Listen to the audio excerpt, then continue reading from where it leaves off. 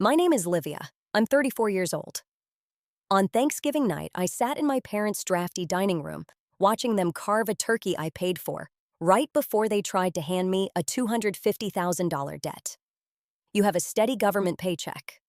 Livia, my mother sniffled, dabbing perfectly dry eyes, while my 28-year-old sister scrolled on her brand new iPhone. You owe it to this family to shoulder this loan. I didn't yell. I didn't defend myself. I just let a suffocating silence drop over the table, watching my father's smug, alcohol-flushed face. What they didn't know was that inside the leather briefcase resting by my boots was a forensic audit stamped in red ink, absolute proof that their bankrupt business was actually a shell company funneling that exact loan into my sister's secret trust fund. I took a slow sip of ice water, looked my father dead in the eye, and said, "I'll handle it," fully aware that by sunrise, all their accounts would be legally frozen. If you've ever been the financial scapegoat for your own blood hit, subscribe, and tell me your local time in the comments. Thanksgiving night, Rochester, New York. The wind outside battered the gray shingles of my parents' house, rattling the cheap window frames. Frost crept up the edges of the glass, blurring the streetlights into cold, ugly halos. Inside, the ancient oil heater hissed and clicked, a mechanical dying rhythm trying to cut through the heavy air. I sat at the far end of the dining table. I watched them tear into a dry, overcooked turkey. A turkey I paid for. The groceries, the wine, the heating oil, keeping this room warm. All on my credit card. Not a single thank you. Just the awful high-pitched screech of a stainless steel fork scraping across a cheap ceramic plate. The smell of burnt fat and grease clung to the faded wallpaper. My mother, Laura, dabbed the corners of her perfectly dry eyes with a crumpled paper napkin. Next to her, my father, Brian, laced his thick, calloused fingers together. He let out a long, heavy sigh. His breath carried the sour stench of stale beer across the table. Across from me sat Elizabeth, 28 years old, unemployed, living rent-free in the room that used to be mine. She didn't bother looking up from her brand-new iPhone. The relentless click-clack of her acrylic nails against the glass screen echoed in the cramped, suffocating room. "The business is under," my father grunted. He stared down at his half-eaten pile of instant mashed potatoes, refusing to meet my eyes. He shifted in his seat, the wooden chair groaning under his weight. "Market is too rough right now, unforgiving. The bank is calling in the loan. The $250,000 you co-signed." Right on cue, my mother sniffled. A single practiced tear rolled down her heavily powdered cheek, leaving a faint streak. "You have a steady government paycheck, Livia," she said. Her voice was thin, fragile, deliberately engineered to sound like splintering glass. "You're always gone. You live so far away. You aren't here to take care of us when we get sick or when the roof leaks. You need to carry this interest rate. Elizabeth is still young. She is too sensitive for this kind of stress. She needs a safety net." A safety net. They wanted me to swallow $250,000 in debt. They wanted to chain me to a sinking ship so my sister could keep buying designer bags. They waited. They braced for the explosion. They expected me to snap, to scream until my throat went raw, to slam my fists down on the sticky varnished wood and demand fairness. They wanted me to cry and list all the years I spent sweating out my life in the freezing rain to send them money. I did nothing. I picked up my glass. I took a slow, deliberate sip of ice water. The condensation dripped onto my knuckles, freezing against my skin. I kept my back completely rigid against the hard chair. Not a single muscle in my face twitched. I smoothed a non-existent crease on my dark slacks with my free hand. Perfect mechanical precision. My eyes drifted down beneath the edge of the table. I looked at the brand new suede shoes on my father's feet. Crisp, expensive. Then I looked at the heavy gold necklace catching the harsh fluorescent overhead light on Elizabeth's neck. Bankrupt people do not wear fresh suede and solid gold. I counted my breaths. 3 seconds in, 4 seconds out. When a disaster drops right in front of you, you don't scream. You measure the distance, you calculate the exact damage, you breathe. I did the exact same thing at this table. Their guilt trips, their desperate manipulative little words hit my absolute silence. They shattered against it. They just fell to the greasy linoleum floor and died. I set the water glass down. The heavy glass base made a dull, flat thud against the wood. "All right," I said. My voice was empty, drained of anything they could feed on. "I'll handle the debt." My father exhaled sharply. The tension drained out of his shoulders. A smug, triumphant smile twitched at the corner of his mouth before he could hide it. He reached for his beer, satisfied. Elizabeth didn't even bother looking up to pretend she was grateful. She just smirked at her screen, her thumbs typing out a message to someone who didn't care. They thought I was a fool, a dutiful, brainless ATM wrapped in a suit. They really believed they had broken me with the same old, tired family guilt. They thought they had secured their future on my back. They didn't know.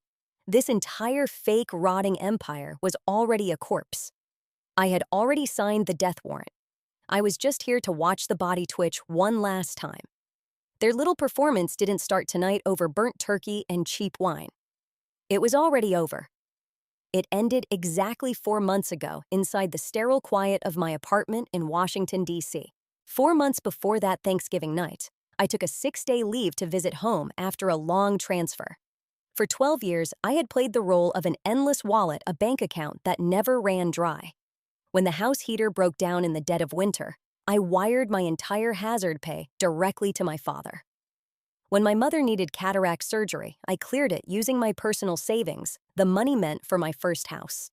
I did it all in complete silence, fooling myself into believing that this sacrifice would buy me a warm welcome when I finally returned. I was wrong. The day I walked up the cracked concrete steps, carrying my heavy gray canvas duffel bag, there was no welcome banner.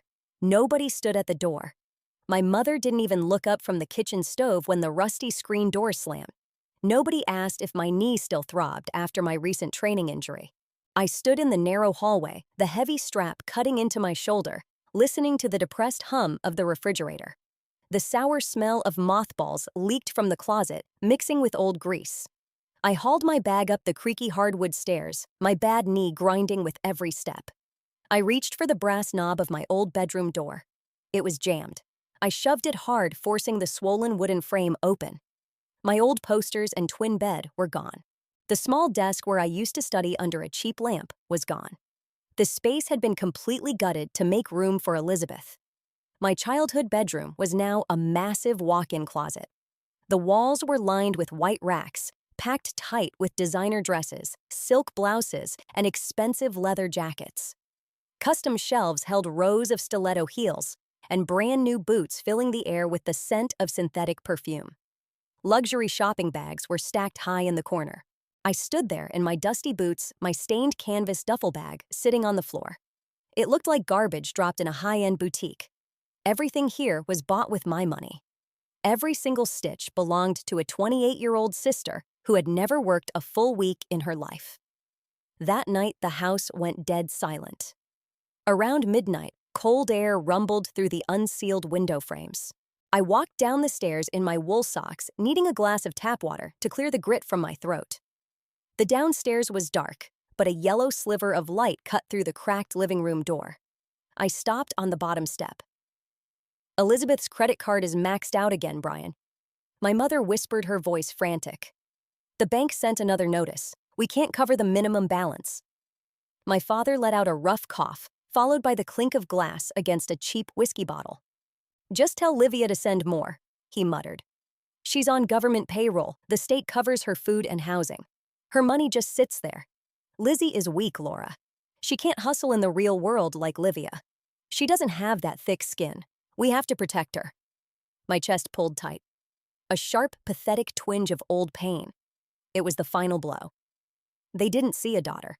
I was just an asset to be stripped to the bone. They were draining my life to keep Elizabeth soft. I didn't push the door open. I didn't scream. Screaming is for people who still hope for a change. My illusion of family was officially dead. I stood in the dark, my back straight. My jaw clenched until it ached, but I forced my heart rate down. 3 seconds in, 4 seconds out. I let the warmth drain away, replaced by a cold clarity. A piece of logic clicked. Just last week, I logged into my account and paid their property taxes online to prevent foreclosure. They claimed the business was failing. They begged for emergency cash. Yet my old room was overflowing with fresh luxury merchandise.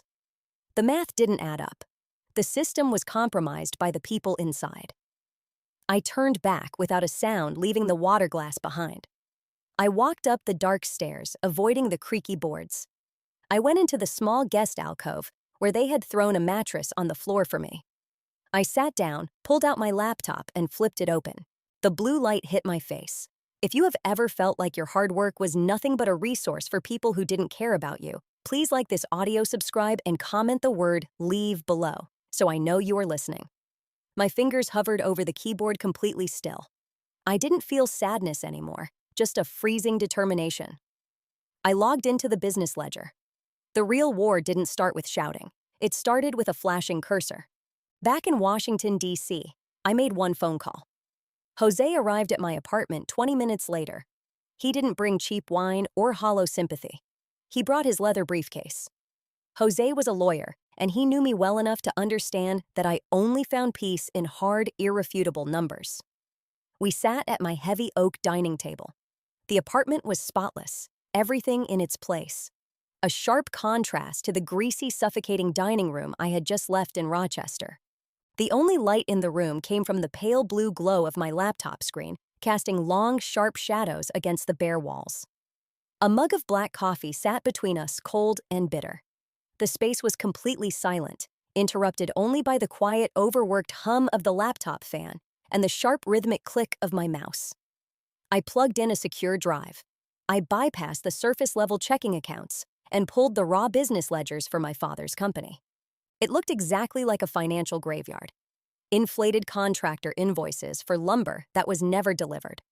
Stacked late penalties on basic utility bills. A messy, chaotic paper trail designed to look like a failing blue-collar business. But my eyes caught the anomaly. You don't build a perfect 800 credit score by ignoring the small details. You build it by watching every single penny. "Stop right there," I said. I tapped a blunt fingernail against the glass screen. 8 months ago, a wire transfer for $9,000. The recipient was a name I had never seen on any vendor or supplier list, Blue Heron Holdings. The memo line just read, "Consulting." Jose frowned, leaning closer to the screen. He rubbed his jaw, the stubble scratching against his palm. I've never drafted a vendor contract for anyone by that name. I scrolled down. The mouse wheel clicked dryly in the quiet room. The next month showed another transfer, $6,000, tagged as property maintenance. 2 months later, $12,000 funneled out for a design retainer. The money wasn't vanishing into a bad market. It wasn't being eaten by inflation. It was being systematically bled out. Someone was attaching a hose to the $250,000 loan I had co-signed and draining it dry. My fingers flew across the keyboard, hitting the keys with heavy, calculated strikes. I opened a new browser tab and accessed the state's public business registry. I typed in the holding company's name. The little loading wheel spun for half a second. When the page refreshed, the blood drained straight out of my face. My hands stopped moving. There it was. Plain black text on a sterile white background. Blue Heron Holdings was an LLC. The registered agent listed on the incorporation documents was Laura Bradford, my mother. The registered address wasn't a real corporate office. It wasn't even a storefront. It was a nameless P.O. box located in a strip mall 3 hours away from their house. I didn't blink. I kept clicking, pulling the formation filings, stripping away the cheap corporate veil layer by layer. The LLC was just a shell, a hollow middleman designed to catch the cash. The articles of organization pointed to the ultimate beneficiary, a separate legal entity holding the actual bank accounts, the Elizabeth Future Trust. The air hissed through my teeth, cold and sharp. My jaw locked tight, the muscles jumping under my skin. There was no failing business. There was no rough market. This was a premeditated, calculated bleed. They had planned this from the very beginning. They used my clean name, my steady income, and my spotless credit history to secure a massive loan. Now, they were washing that money straight into a private trust fund for my 28-year-old sister. Once the original business account hit zero, my father would file for bankruptcy. They would keep the stolen cash, and the bank would come after me for $250,000. They were going to throw me under the bus, ruin my financial life, just to buy Elizabeth a lifetime of luxury. Jose exhaled slowly. He stared at the screen, the pale light reflecting in his dark eyes.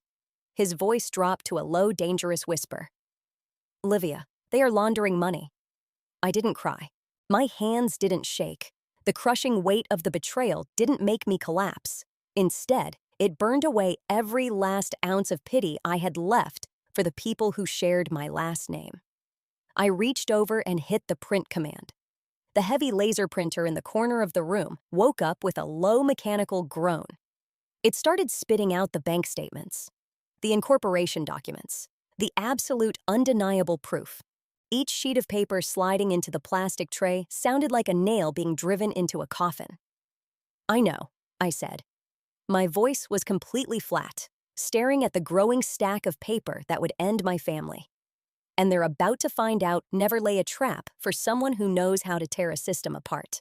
1 week after that suffocating Thanksgiving dinner, the air got heavy. My phone buzzed against the solid oak of my dining table. A relentless, irritating vibration. The screen lit up in the dark apartment. First, a text from Aunt Margaret in Ohio. Then, Uncle Tom, the guy who spent 40 years at the local lumberyard. My mother, Laura, had been busy. She had worked the phones all week playing the perfect fragile victim. She cried on demand, spinning a story about a cold, ungrateful daughter abandoning her family in their darkest hour. The messages all looked the same, cut from the exact same guilt trip mold. Blood is thicker than water. You make good money, it wouldn't kill you to help your sister. We didn't raise you to turn your back on your own flesh and blood. They took my overtime, my cheap lunches, my quiet sacrifice, and twisted it into a sin. To them, I wasn't a person. I was a family bank account. Refusing to be drained was an act of extreme selfishness. I sat there in the quiet. The blue light washed over my face. I didn't delete a single message. I didn't call back to argue. Arguing with people desperate to misunderstand you is a waste of breath. I gave them nothing. A solid gray rock.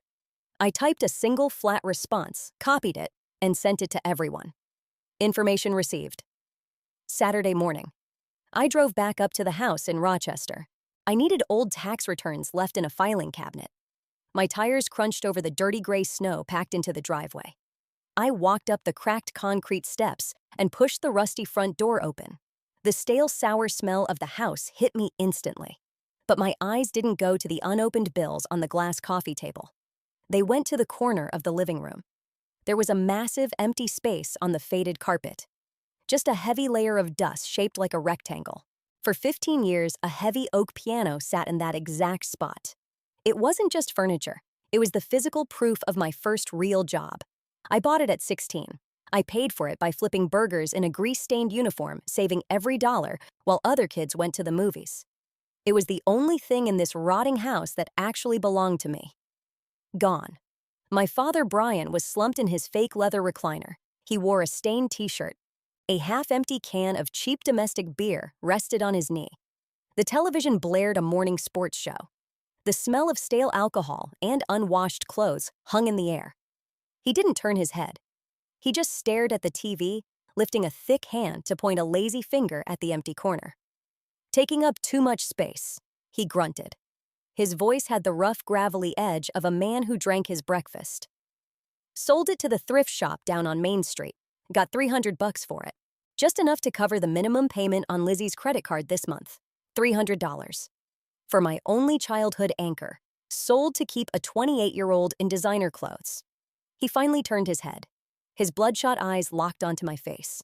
He was waiting. He wanted the explosion. He wanted me to kick the coffee table, to scream, to call him a thief. This was a test. If I lost my temper, he would win. He could tell the family I was crazy, just like my mother said. My chest tightened, squeezing the air out of my lungs. Inside my heavy wool coat, my hands curled into tight fists. My fingernails dug so deep into my palms that the skin felt raw. But my face was concrete. Not a single muscle twitched. I slowly opened my hands inside my pockets. I looked at the dusty carpet, then looked him dead in the eye. $300, I said. My voice was perfectly flat, hollow. I hope that covers Elizabeth's internet bill for the month. His jaw tightened, then the corner of his mouth twitched into a smug, ugly smile. He lifted his beer and took a long swallow. He thought he had finally broken my pride and put me back in my place. He pushed himself out of the recliner and walked toward the kitchen, his heavy footsteps thudding against the floorboards. I stood alone in the living room, total silence except for the TV. When the refrigerator door slammed shut, I reached into my coat pocket. I pulled out my phone. The screen was still on. The voice memo app was running. The red timer showed 18 minutes of active recording. I tapped the red square. Stop. I saved the audio file and synced it directly to an encrypted cloud server right next to the folder holding Aunt Margaret's text messages. My father believed my silence meant I was surrendering. He didn't understand the rules of the game he was playing. In a legal war, silence is never a white flag. It is just the quiet space you give a liar to dig their own grave and hand you the shovel. Monday morning. I drove away from the dying suburbs of Rochester. I left the rotting wood siding, the sour smell of stale beer on cheap carpets, and the meaningless arguments in my rearview mirror. I headed straight for the downtown financial district. This world was entirely different.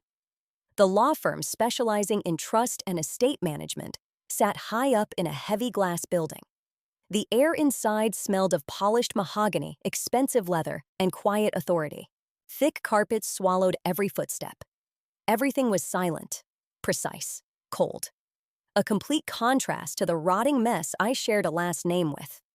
David Thorne sat across from me behind a massive desk. He was a veteran lawyer with gray hair, hard features, and zero interest in fake tears. He didn't care about family morality plays. He only worked with hard numbers and undeniable facts. I unzipped my heavy leather briefcase. The metal teeth made a sharp sound in the quiet office. I pulled out a secure drive and a stack of printed bank statements, laying them flat on the polished wood. I kept my back perfectly straight against the chair. I need a full forensic audit, I said. My voice was flat, completely drained of emotion. Check every checking account, every retirement fund, and every credit line tied to my Social Security number over the last 5 years. Look for hidden transfers. Every single penny. David frowned and started flipping through the pages. The dry rustle of paper echoed in the room. This was the ugliest part. It hurt more than any insult my father could throw at me. I was cutting open the diseased tumor of my own family and putting it on a bright table for a stranger to examine. I had to show him my mother's pathetic, manipulative text messages. I had to expose the dirty money flowing into their LLC.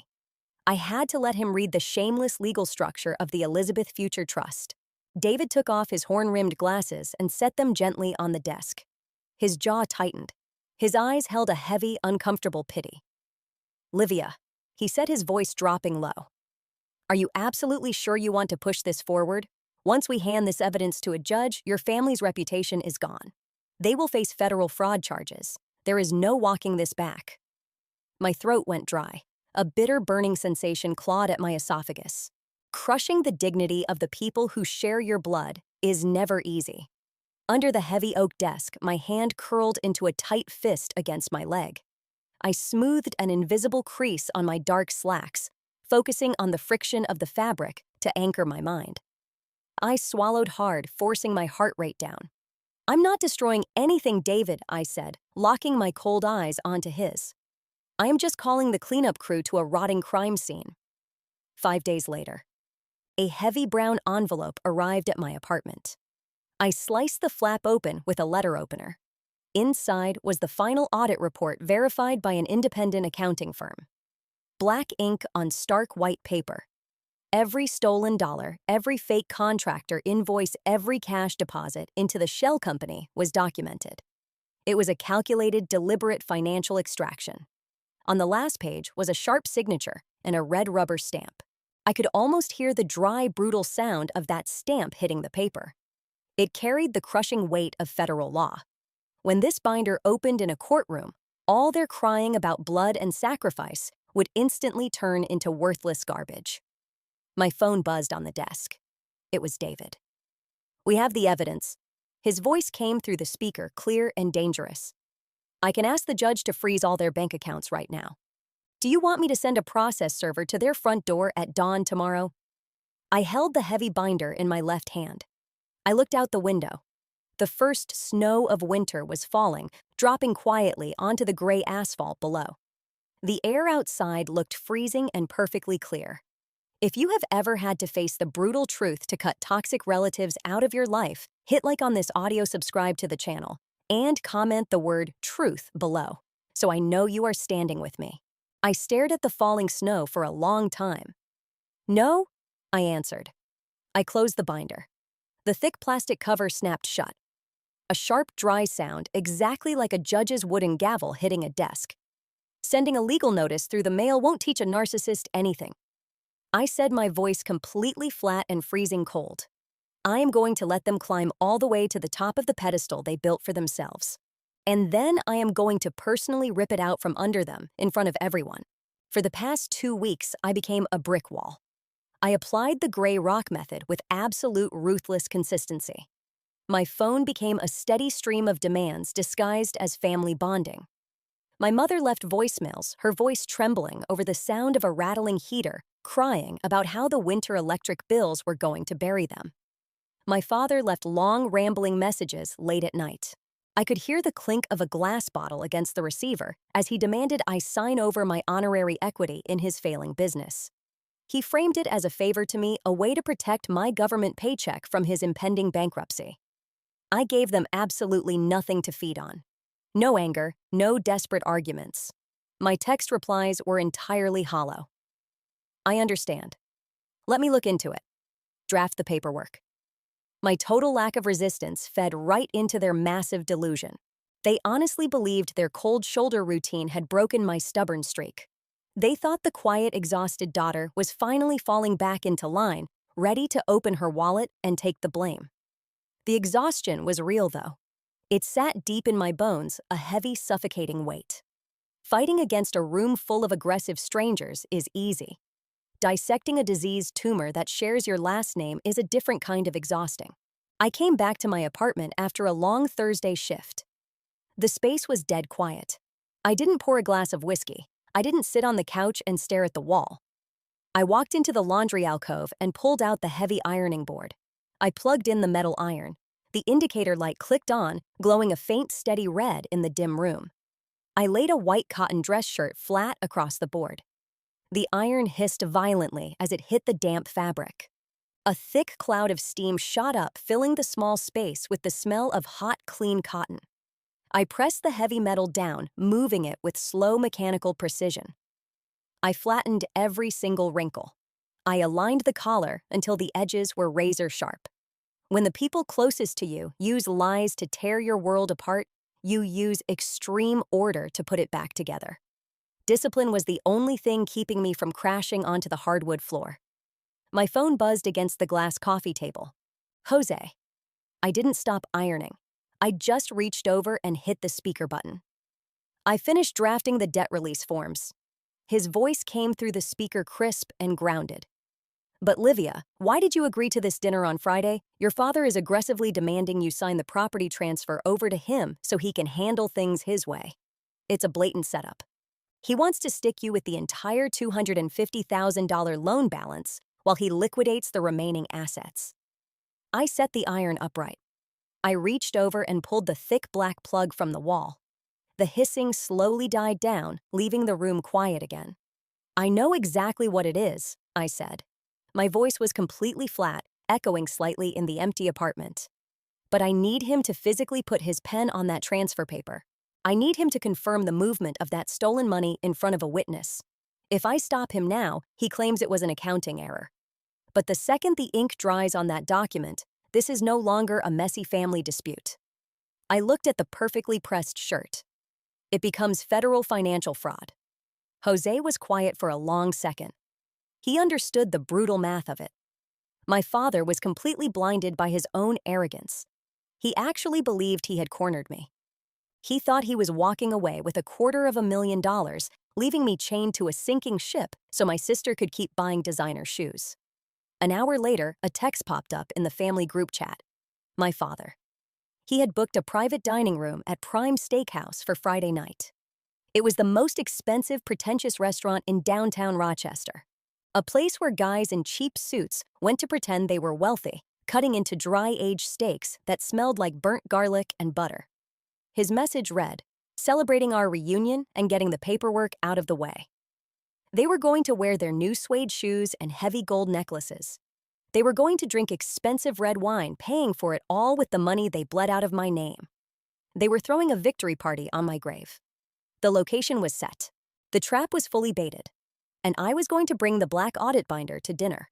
For the last 2 weeks, I applied the gray rock method with absolute ruthless consistency. I became a brick wall. My phone became a steady stream of demands disguised as family bonding.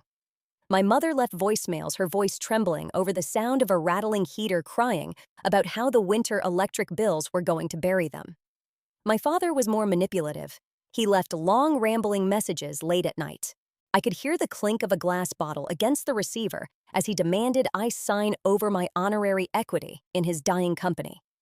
He framed it as a favor to me, a way to protect my government paycheck from his impending bankruptcy. I gave them absolutely nothing to feed on. No anger, no desperate arguments. I didn't try to explain the truth to people who only used their ears to reject it. My text replies were entirely hollow, generated like an automated machine. I understand. Let me look into it. Draft the paperwork.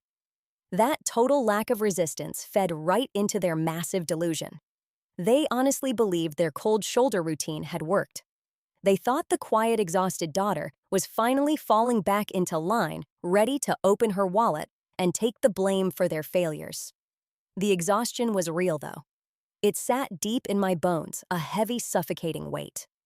Fighting against aggressive strangers on the outside is easy. Dissecting a diseased tumor that shares your last name is a completely different kind of exhausting. I came back to my apartment after a long Thursday shift.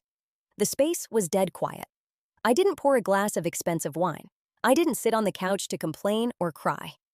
I walked into the corner of the room and pulled out the heavy ironing board. I plugged the iron into the wall. The indicator light clicked on, glowing a faint red in the dim room. I laid a white cotton dress shirt flat across the board. When the hot metal hit the damp fabric, the steam hissed violently.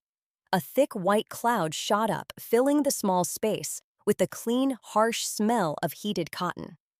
I pressed the heavy metal down, moving it with slow, mechanical precision. I flattened every single wrinkle. I aligned the collar until the edges were razor sharp. When the people closest to you use lies to tear your world apart, you use extreme discipline to keep yourself from breaking. This mechanical quiet order was the only thing anchoring my mind, keeping me from falling off the edge. My phone buzzed against the glass coffee table. It was Jose. I didn't stop ironing. I just reached over and hit the speaker button. I finished drafting the debt release forms. Jose's voice came through the speaker, crisp and grounded, pulling me back to reality. But Livia, why did you agree to this dinner on Friday? Your father is aggressively demanding you sign the property transfer over to him so he can handle things his way. It's a blatant trap. He wants to stick you with the entire $250,000 loan balance while he walks away. I set the iron upright. I reached over and pulled the thick black plug from the wall. The hissing slowly died down. The metal cooled with a quiet tick, returning the room to absolute silence. I know exactly what he is doing, I answered. My voice was perfectly flat, sharp as a blade.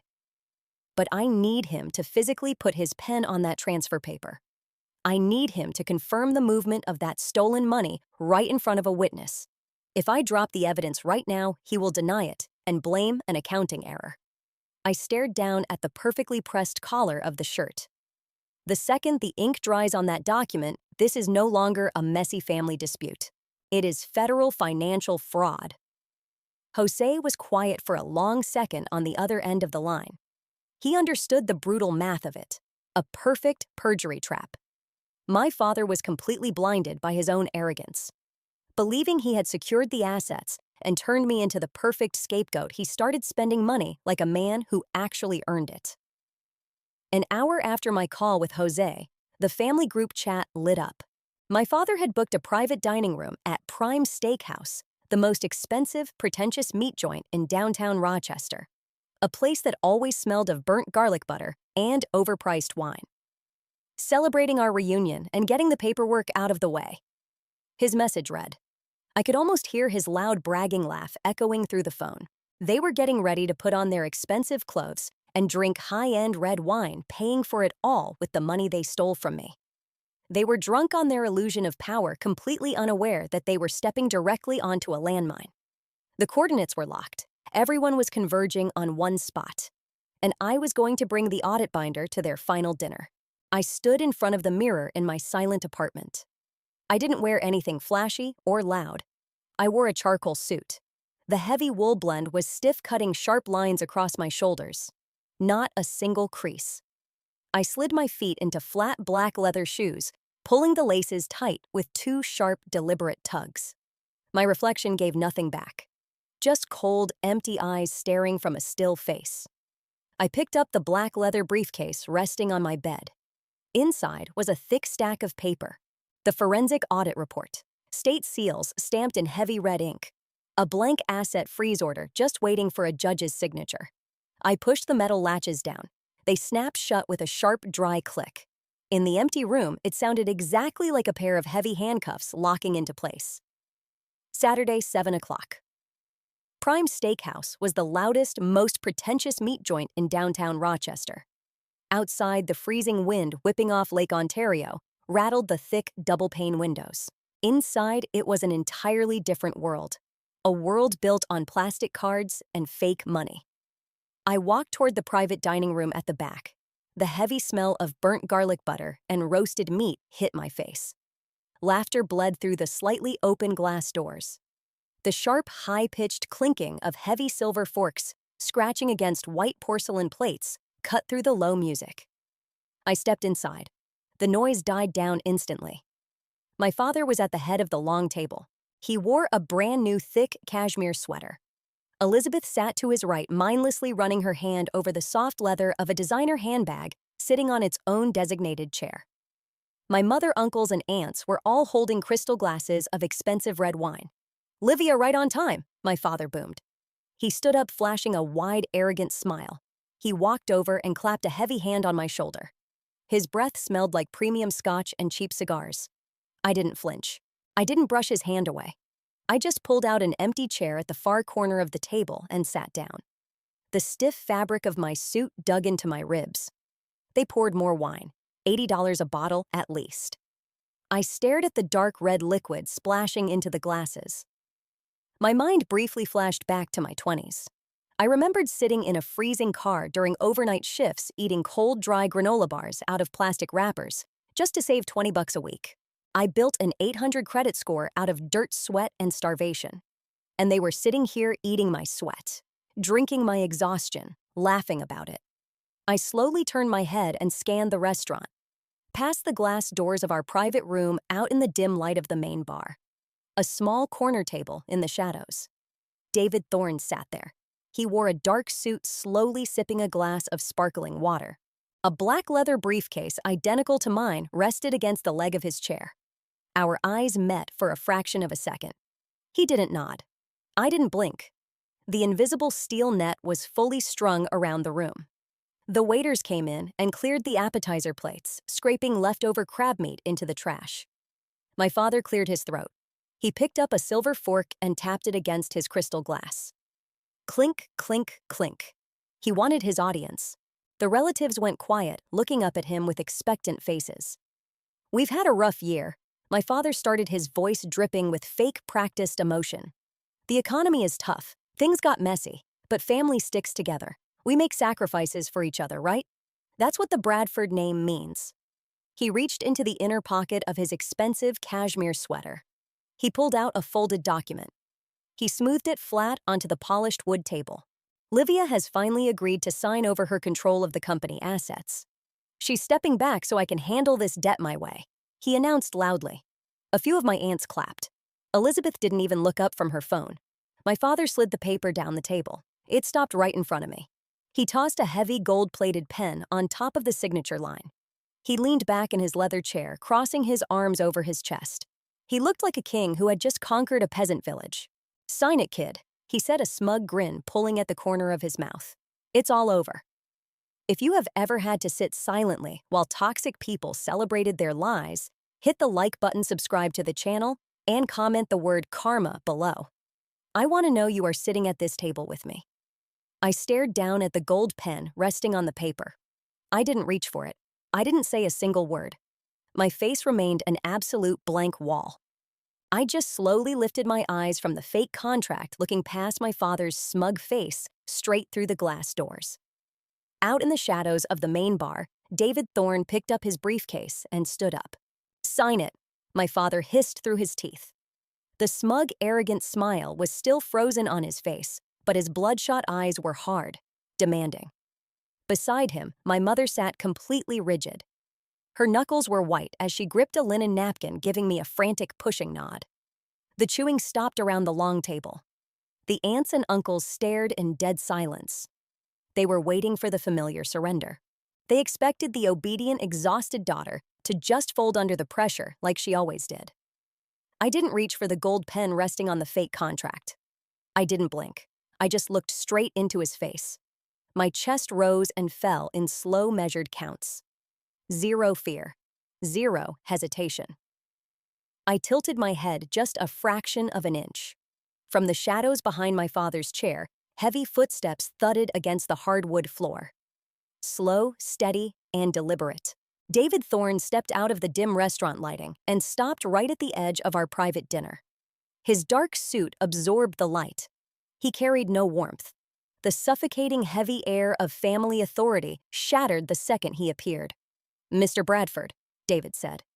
His voice was loud, sharp, and cut straight through the low hum of the restaurant.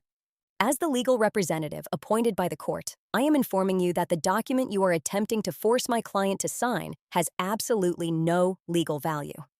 David raised the thick forensic audit binder. He let it drop onto the polished wood table. Smack. The heavy thud of the thick cardboard cover hitting the wood sounded like a gavel coming down in a silent room. My father physically jumped in his leather chair.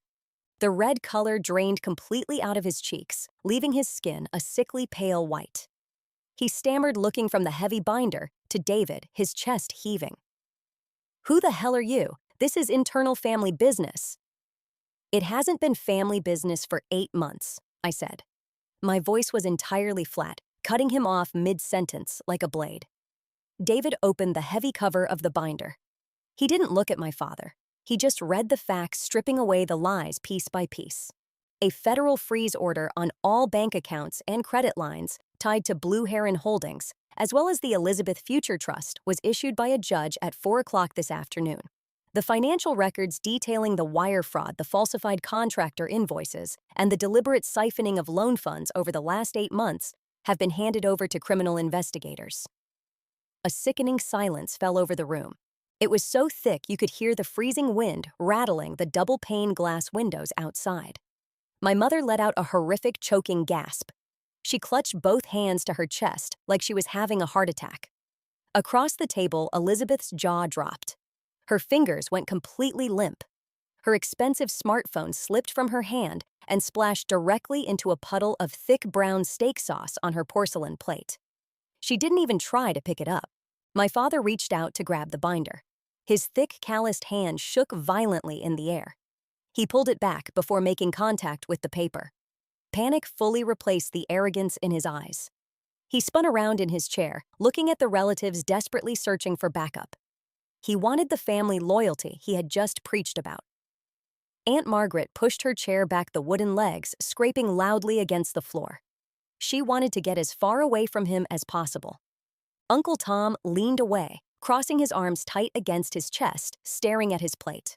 Nobody said a word. Nobody moved forward to defend him. You can manipulate relatives into ignoring bad behavior, but absolutely nobody wants to be connected to a federal financial crime. They completely isolated him. I didn't yell. I didn't gloat. There were no tears for the severed ties, just a cold, heavy disgust. I was cutting off my own roots without a single ounce of regret. I stood up the stiff fabric of my charcoal suit, shifting perfectly into place. I grabbed the handle of my briefcase. "The credit cards are frozen," I said. I looked down at the pale, terrified faces staring back at me. My voice was dry. empty. Enjoy the steaks. You're paying the bill tonight. I didn't wait for a response. I didn't look back at the wreckage. I pushed open the heavy glass doors and walked out into the freezing snow, leaving them to drown in the absolute ruin they created for themselves. The warm, suffocating air of Prime Steakhouse vanished the second I pushed the heavy glass doors open. The freezing wind whipping off Lake Ontario hit me like a physical blow. It carried sharp, stinging snow right into my face. I didn't pull my collar up. I just shoved my hands deep into the pockets of my heavy wool coat and walked toward the dark parking lot. The sub-zero temperature bit through the stiff fabric of my charcoal suit. Behind me, the muffled noise of the restaurant faded, replaced by a new sound. Desperate footsteps thudding against the pavement. The dry, frozen snow crunched loudly under leather shoes. "Livia, stop right there," my father roared. The audience was gone. The fake cashmere charm was gone. He caught up to me right at the front bumper of my car.